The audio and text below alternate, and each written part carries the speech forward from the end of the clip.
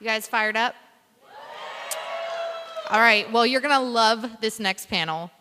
I'm sorry, but all of us were talking in the back, and I'm really excited.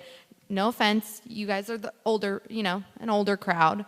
But I hope that seeing these four guys that are about to come out here that are all 40 and under will, first of all, we thank you for paving the way. We thank you for being examples to us, but I hope that it fires you up even more and encourages you for the next generation that are going to try to take what you have done and continue it and make it even greater. So let's keep rolling.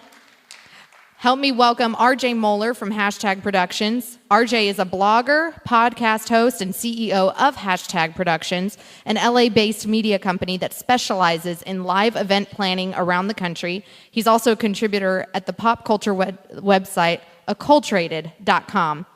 Let's give RJ an awesomely warm hand clap.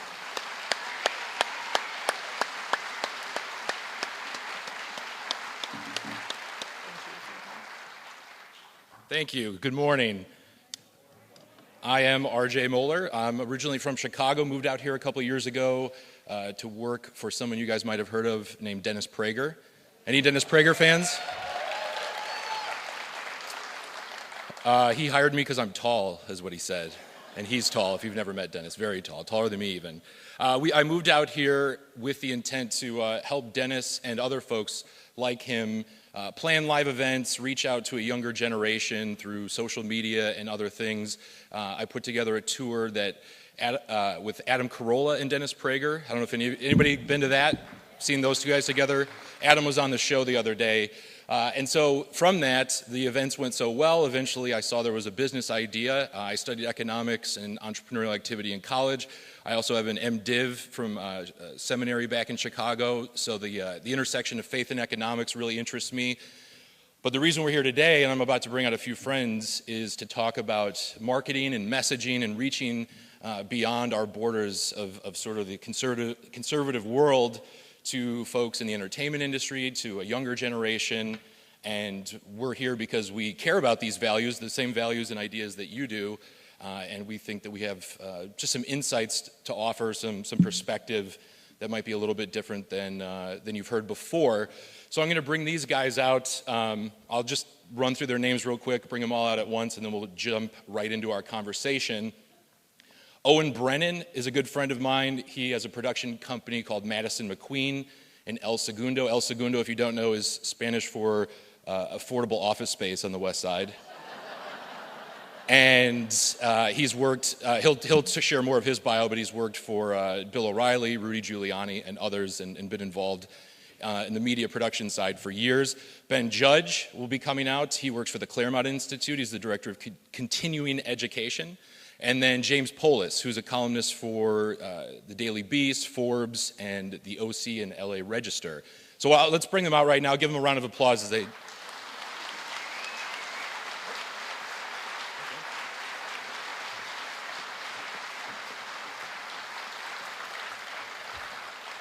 So how this is going to run, in a second here, I'm going to bring Owen up for some opening remarks. And then we're going to have some questions for these guys. We're going to open it up and have a discussion about marketing, messaging, things that we see as younger folks who are, again, deeply passionate and care so much about the conservative movement, but things that we see, some of the things we're doing right, but some of the things that we could be doing better. So, Owen, why don't you come up, get us started. Hey, good morning, Inland Empire. It is an honor to be here. It is a total murderer's row of freedom-fighting sluggers today, and we're very happy to be hitting lead off, the Derek Jeter spot, I like to call it. I believe I have some slides ready to queue up there for me. I'm here today to talk about sort of our messaging and reaching a younger audience. We have a big challenge ahead of us. I talk at a lot of events around the country. We talk about how we need to be part of a conversation. People are starting on our side, getting involved in social media, which is great. But really what we need to talk about today in reaching the next generation is how do we talk to people who don't even exist? So we'll get to that in just a second. I'm not quite sure where to point this. There we go. As RJ so kindly said, I used to work as a speechwriter for Mayor Giuliani during the Renaissance of New York City through 9/11. I was a producer for Bill O'Reilly. I worked at the Institute for Justice. If you don't know the Institute for Justice, it's a public interest law firm that sues oppressive government based out of Washington, D.C. They do great work in school choice, property rights, First Amendment issues. My business partners, though, they don't come from this world. They come from another world. They come from, there we go. They're from Hollywood. My business partners at Madison Mcqueen are visual effects artists and really talented editors, and there we go. And they do incredible work, and we came together because our mission is to bring Hollywood production values to the war of ideas. And we've been working with people like Alfonso Rachel, Bill Whittle, Andrew Clavin, every gentleman on stage I've done a lot of work with, batting cleanup to our start off, Kurt Schlichter, Stephen Cruiser, and Tony Katz we've been working with, and helping get free market messages out there to young audiences. But it's a challenge, and so we're going to start off today with just some bad news. And in the 40s, Winston Churchill returned from France with a message that nobody wanted to hear in London, and that's the news from France is not good. And the news from the millennial generation is not good because they are not hearing our message. If we move forward, we'll just tell you about who the millennials are, really. There's millions of them. You sort of break them up there. They were born 81 to 92. There are 73 million millennials out there. They're voting. They're voting in large groups. But more importantly, for my business and what we should all be thinking about is millennial behavior. They're not just one massive group of young people. They actually behave differently. And there's a fulcrum. There's a generational fulcrum out there. And you'll see right in there, in the middle, is about my age, 40s, mid-40s. On the far side are people who wake up every morning, like me. I have a subscription to the Wall Street Journal. I read the Wall Street Journal. I enjoy it. I actually send thank you notes with pen and ink. That's one kind of behavior. But on this side, people are getting their information on cell phones. They're snapping pictures. They're sharing content. Content is finding new audiences because people are engaged with it and they share it, and it goes out through Twitter and social media platforms. And it's very important, and it's something that I don't think when people talk about millennials, they talk about, 13.5% of millennials do this or 20% of millennials do that. But it's the behavior of millennials that's really important that we need to understand in order to get our message out to them. And just to sort of illustrate why we can't believe in statistics and why we can't believe what millennials tell us and we have to listen to their behavior, going into the 2012 election, millennials told us time and time again, in every poll you read, what were the number 1 and 2 issues? Jobs in the economy, jobs in the economy. Millennials were staring at a bad economy. Their friends were unemployed or underemployed. Jobs in the economy were the most important issue. Yet, there we go. They voted for this guy, right? In overwhelming numbers. So we actually did, my firm is a research-based, creative-driven shop, and so we asked people. There were 12 focus groups, 6 different cities. We talked to groups of millennials who we considered persuadables. We got rid of people who would never vote for conservative causes, who would never vote for free market people. We talked to them, and they told us time and time again, and from city to city to city, didn't matter if they were Hispanic or black or white, they kept saying a few different points. One, President Okadi's trying. The economy's hard. It's like math. DC's congested. His heart's in the right place, which is all very nice, right? So we asked them, there's this other guy in the race, though. He's created jobs, billion-dollar corporations through good economic times and bad economic times. Why didn't you vote for this guy? And they told us something that's actually really disturbing and why we're here today, why I'm here today, and sort of my cause to, did it back up one? There we go. Why not Mitt? They said because he's wrong on immigration, he's wrong on gay rights, and the war on women actually worked. And we followed up, we said, but why are those issues important to you? And they told us, they said, Mitt Romney and the GOP were morally wrong on this issue. And that's right when we had our aha moment, the moment where we were like, this is troublesome, because if we go to the next slide, centuries of economic thought say economic liberty is the first moral freedom. If you don't have a right to your life, your liberty, and your property, if the government can tell you what to do with that, they're going to tell you who you can marry, how much you can make, what kind of job you're going to have. So we have lost the fight of economic liberty. No, there aren't millennials who are coming back to us saying that, talking to us about the moral underpinnings of free markets. And that's incredibly disturbing, and it's a problem for our cause moving forward. And I like to call it a lighthouse moment. I'm fairly libertarian, and I've got libertarian friends, and they argue emphatically about the need for us to privatize lighthouses. It's a really important issue to some libertarians.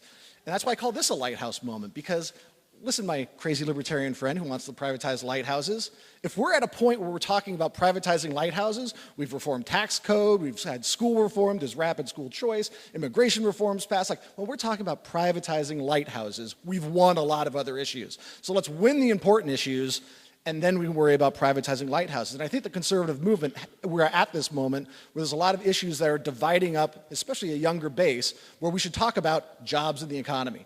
Everything should be coming back to jobs in the economy if we want to bring these people into our movement. Thank you very much.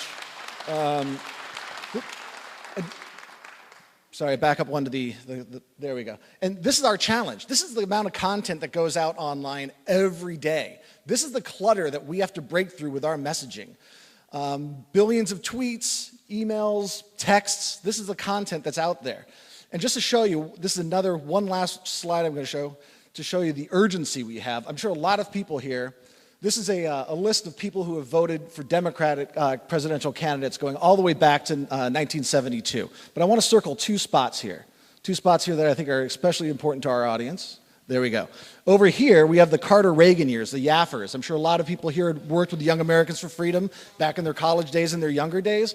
Well, look at how many Republicans were signing up. Young Republicans were voting for Reagan back in there. 60% of them. That's pretty incredible. You fast forward to the Barack Obama years, and you see that Barack Obama has 66% of young people voting for him and 60% of young people voting for them in the last two cycles. The reason why this is the problem is those people are going to be active, engaged Democrats for the rest of their lives. They'll be looking back at the Obama administration the way we look back at the Reagan administration, and that should scare us all to death. So I'm going to turn everything over. It's not all doom and gloom. We're going to talk about ways we can solve this problem, but I appreciate your time, and I'll turn it back over to RJ. Thank you. Thanks, Owen. Great stuff. So now we want to have a conversation with these guys.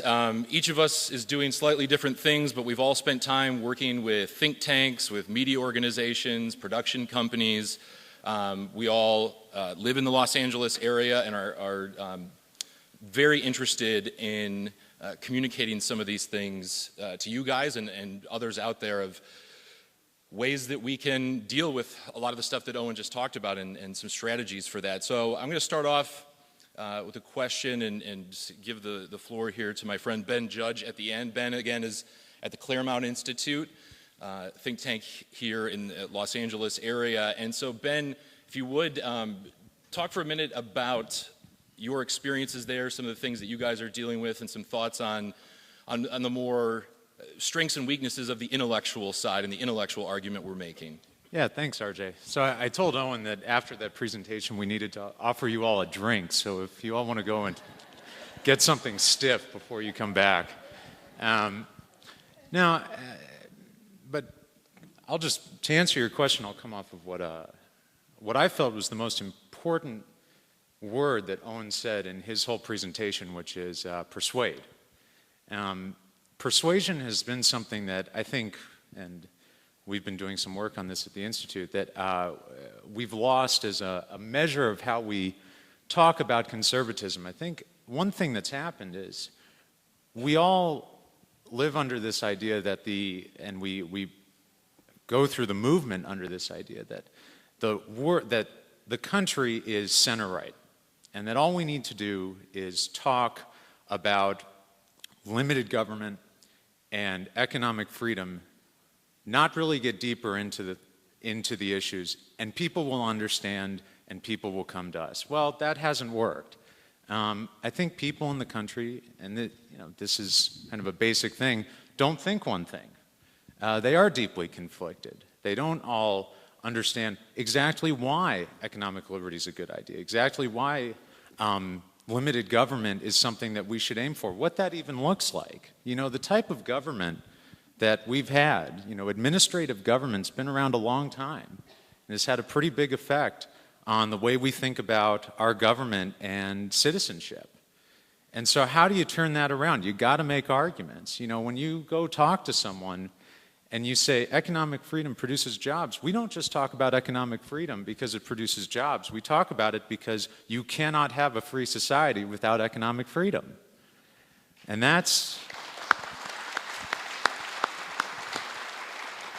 And so we need to get back into the persuasion business. And that, just to finish out with the question, that starts with the guys we elect and the people we put in office and the guys who have to make that argument. One of the basic answers to a lot of these questions is we got to demand more of these guys. And that's... Thank you. Yeah, it's excellent. Turning here now to my friend James Poulos. Again, James is a columnist at the Daily Beast and Forbes. He's also lead singer in a rock band, Black Highlighter. James has, there's the Dos Equis, most interesting man in the world commercials. James is one of the most interesting men in the world, in my opinion.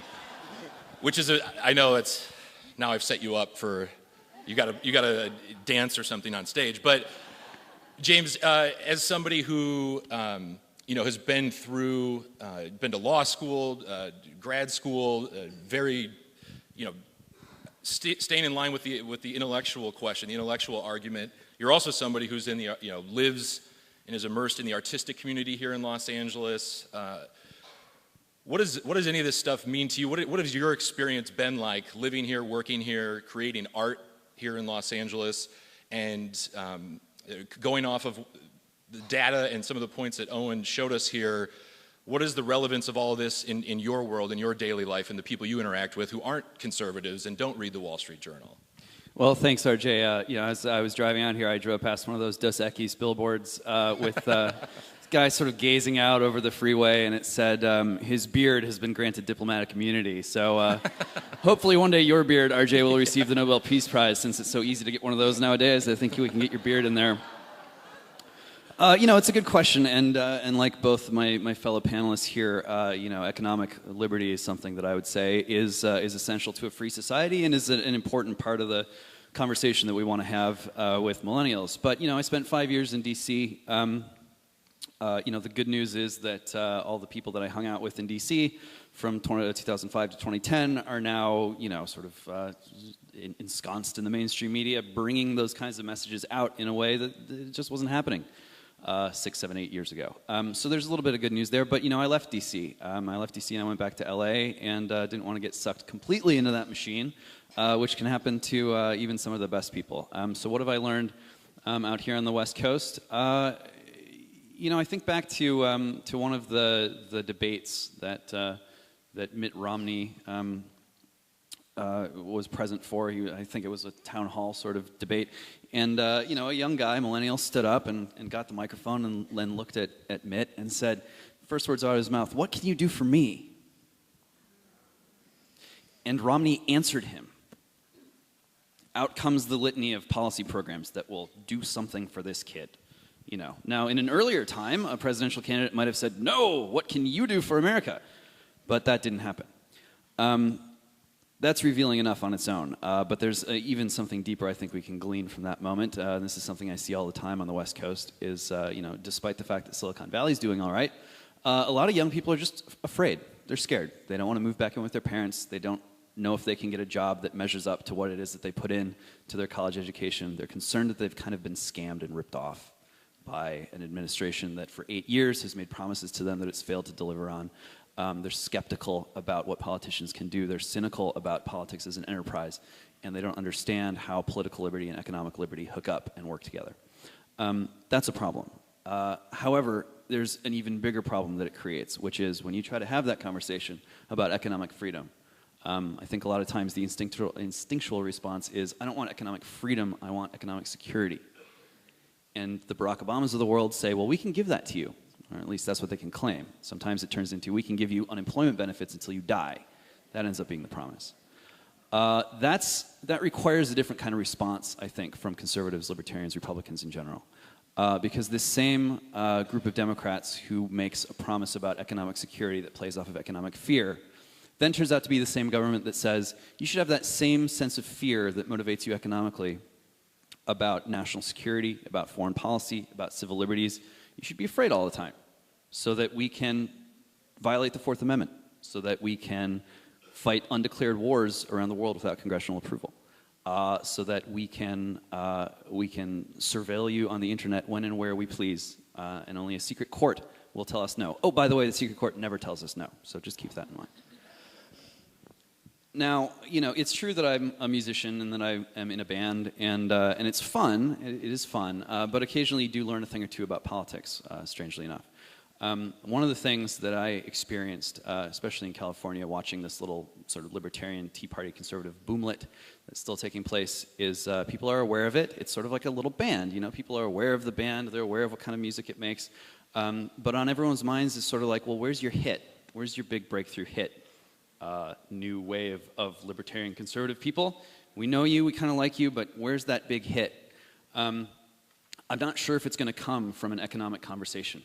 I think it might come from striking a clear contrast on things like surveillance and civil liberties with the other side. That's a place where they're vulnerable.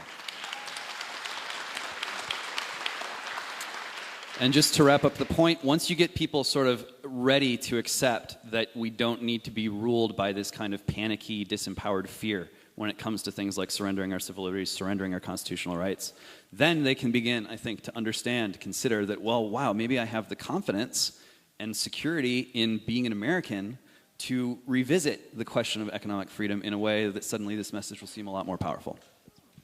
Thank you. Great. A lot of interesting points there.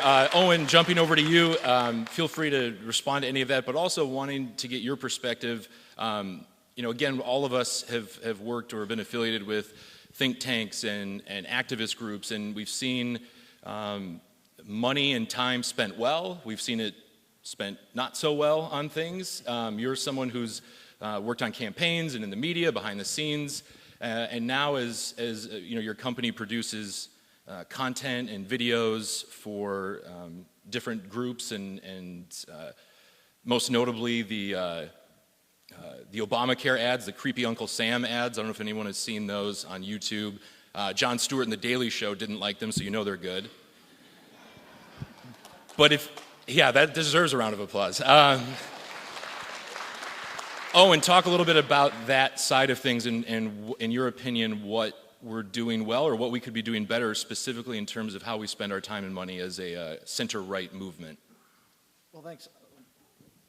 Hello, test. Okay, so we have, like I said, our agency is a research-driven creative shop, meaning that we like to know what the audience thinks about a subject before we talk to the audience about a subject. It's a strange notion that nobody outside of the Beltway seems to understand, but when you buy Coca-Cola, when you buy Marlboro cigarettes, there's a lot of market research in those areas. So we try to do that in the political space.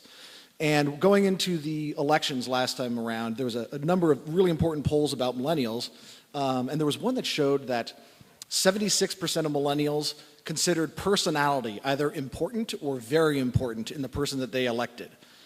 Think about that for a second. First of all, when was the last time we ran somebody with personality? And what does that mean for not just that's a presidential candidate that they're talking about. What about when we want to talk about tax reform or surveillance state or the growth of the administrative state? How do we do that with millennials? How do we do that with younger audiences when they want personality? So what we have to do is you have to give them content that has personality. And what we view it as, it's experiential marketing. You have to give people content that gives them an experience. It doesn't mean submerging them in an event somewhere. It means giving them a video that makes them laugh, that makes them say, oh, I can't believe they did that. I've got to share it right now. It means giving them content that they can share with their friends. One aspect is to give them content that can make them funny at the water cooler the next day. Jon Stewart does that. Bill Maher does that. Our side does not do that. So yes, we need more content with personality if we want to find a larger, younger base for our conversation. Yeah, just to follow up on that, let me give you a normal conversation for how developing a social media strategy or online video strategy goes at a conservative research institution, or for that matter, at least until, I hope, recently, most congressional offices or campaigns. Oh, we need a social media strategy. Okay. Why? Because everyone has one. All right. Who's going to do it? hey, why How don't we many- make a Facebook page? Should we tweet something? Yeah. He's under the MySpace. age of 30. Oh, he must be an expert in this. And that's pretty much how this goes. One of the problems that we've had recently is that the kind of the political side and the ideas side and the messaging side have been seen as separate. And that to have an expertise in one, you don't need an expertise in the other. And for all the reasons we've been talking about, that's just not true. I don't think that's ever been true, but it's certainly not now. If you want to do this stuff, if you want to get the message out, you have to understand how to use Facebook and Twitter and online video, what you can do with it, what you can't. That is really important these days. And I think our side has been pretty late in the game in figuring that out, but it's, I hope, with places like Madison, Mcqueen, and hashtag, it's starting to. And to build off of your point, having a Facebook page or having a Twitter account is not a strategy. Those are tools. That's exactly right. And like a hammer and a screwdriver and a chainsaw, different tools work differently. And one thing that our side is really not waking up to as quickly as the left is that these tools are driven by algorithms. And these algorithms determine who's going to see your content. Facebook and YouTube are top of the list with algorithms that are driven by content.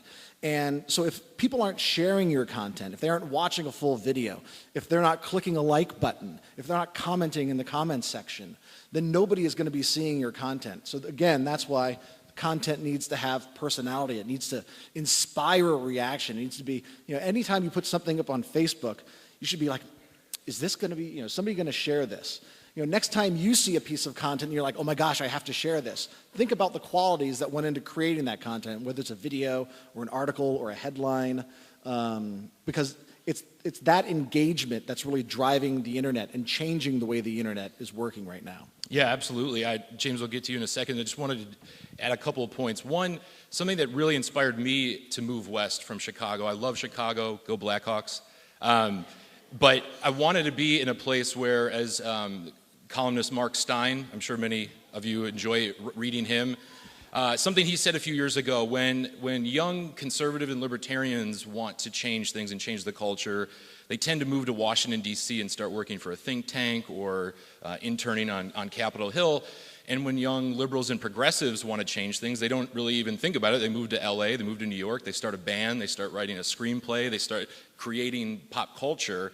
And part of it is being in those places. And so for folks out here, you're in the Los Angeles area, encouraging young people, especially in your lives, to maybe pursue a career in learning this stuff, because it goes in line with the whole idea of expertise and pursuing excellence. And that's something on the center right we don't necessarily do. I've had hashtag productions. We plan live events. That's our main focus as a business. And we'll work with organizations and media outlets around the country. And I've had people who run big media conglomerates ask me, well, why would I want more Twitter followers? Why would I want Facebook?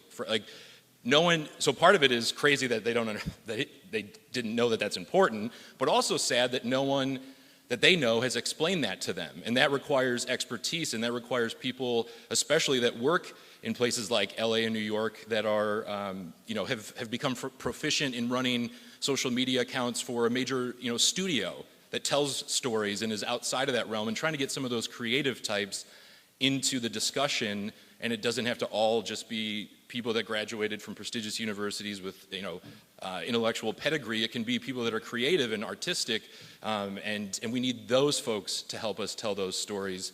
James, I want to get you to jump in here as well, but you're somebody who, again, is in the artistic community in Los Angeles and utilizes social media well. What are your thoughts, and how if you could explain to the audience, how integral social media, and especially things like Twitter and Instagram and all this stuff, really is to a younger generation, to the people that you live and work with? Well, yeah, that's right. It's very important, but it's also important to realize that the kids these days are moving a lot faster than I'm sorry to say, even people our age are capable of following. So how many of us in this room right now have a Kik account?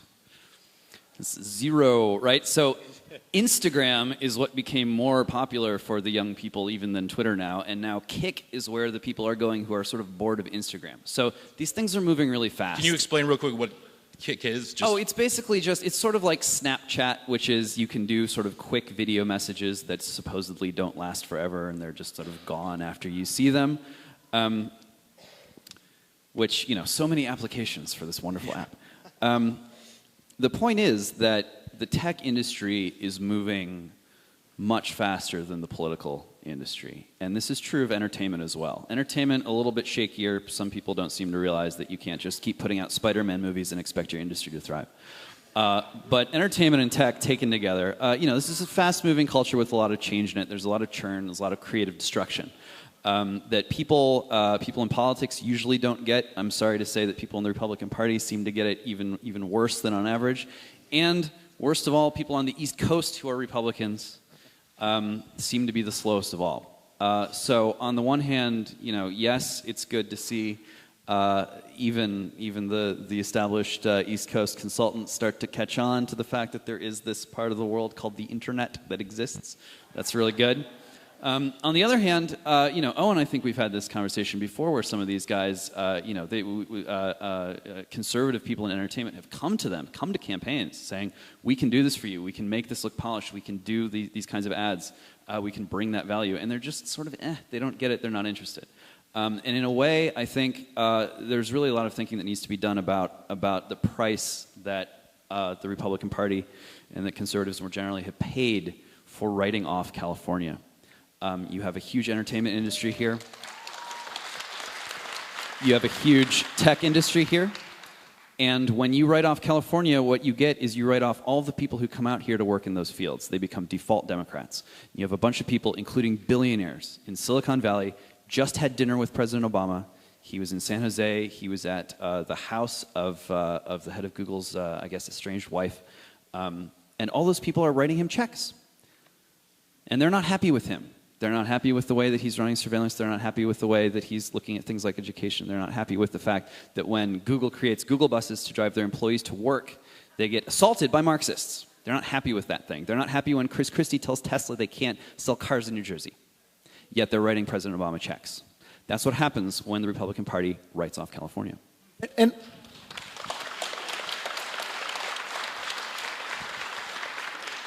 But what happens when Republicans don't write off California? We have to go back to Bush v. Gore. Bush actually spent money in California getting the message out, forcing Democrats to spend money in California. Could you imagine had the Gore campaign not spent the few millions of dollars out here in California, and instead maybe it spent it in, Florida?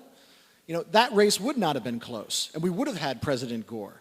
So, we don't have to, I think we can win California. I think I moved outside of the Beltway because I don't think change is going to come from inside of the Beltway. I think change is going to come from a creative community. The last great changer, the last great leader came from California.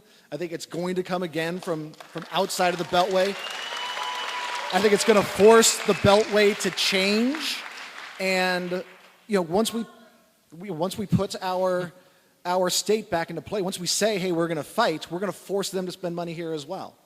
Yeah, that's great. So we're going to go down the line here with one final question. I'll ask it now, think about it, say a few closing words, and then come back to you guys. The question is, 15, 20 years from now, if you, what would you do today if you were in charge of whichever organization you work for, a media outlet? What's something that if you could change right now about the center-right, conservative, libertarian, Tea Party movement, something that you see that we really... obviously there's going to be many things, but what's one thing that you would leave these folks with that needs to change and needs to change quickly in your opinion?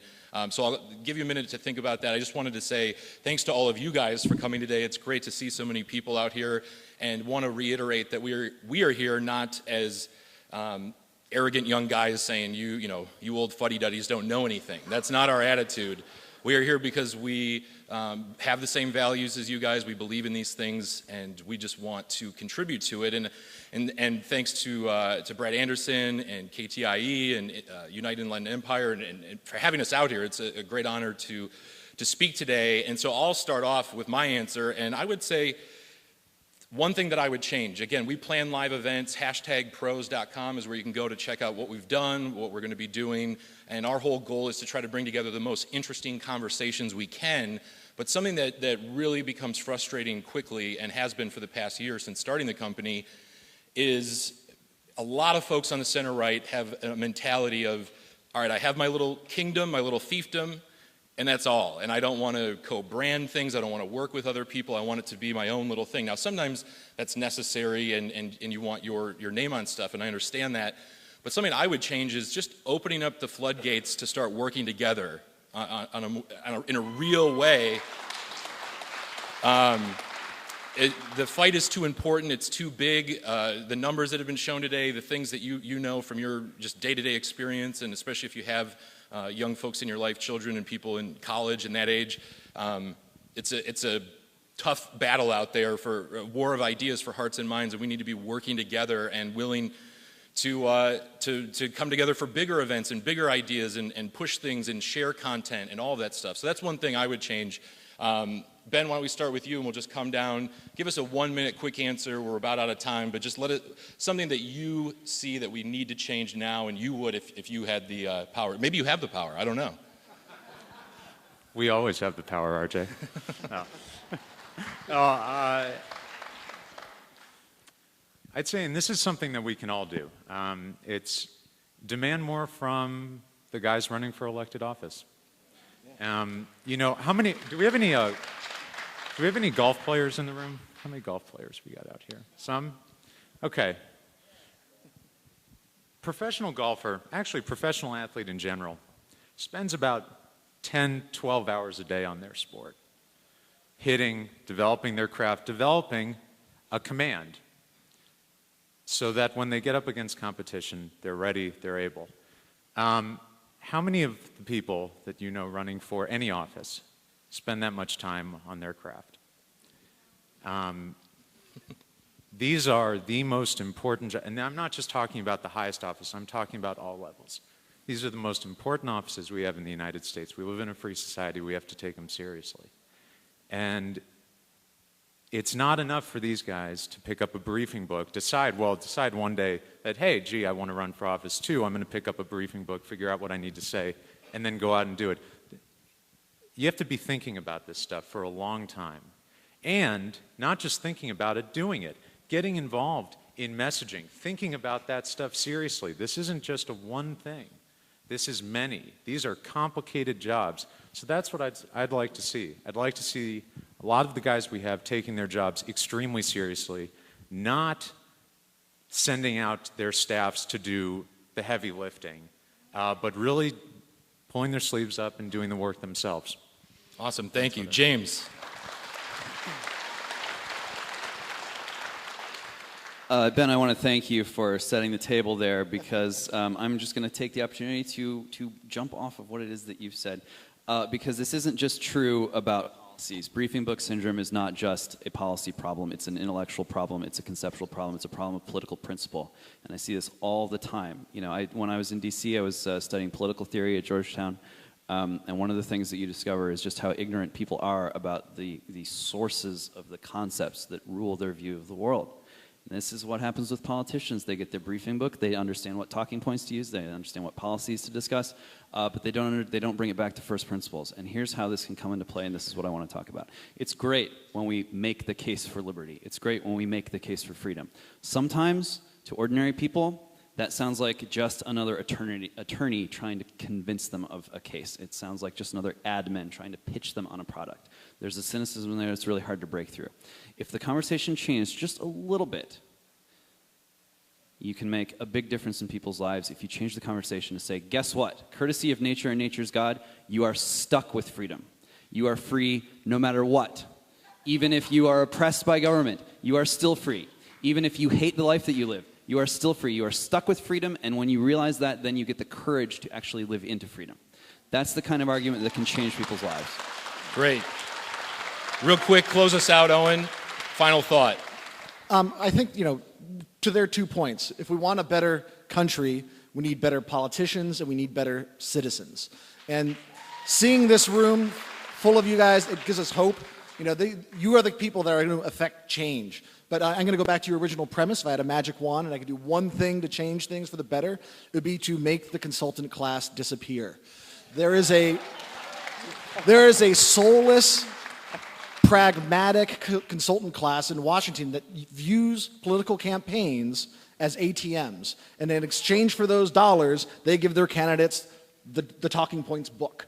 And those candidates are expected to go out there and win. When really, it's real people that should be, getting the message to politicians. I think that, there's a different set of people out there, and those people are you. We need more people like you out there fighting for change in our system.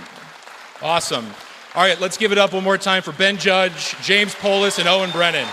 Thank you, guys. Thanks a lot for having us.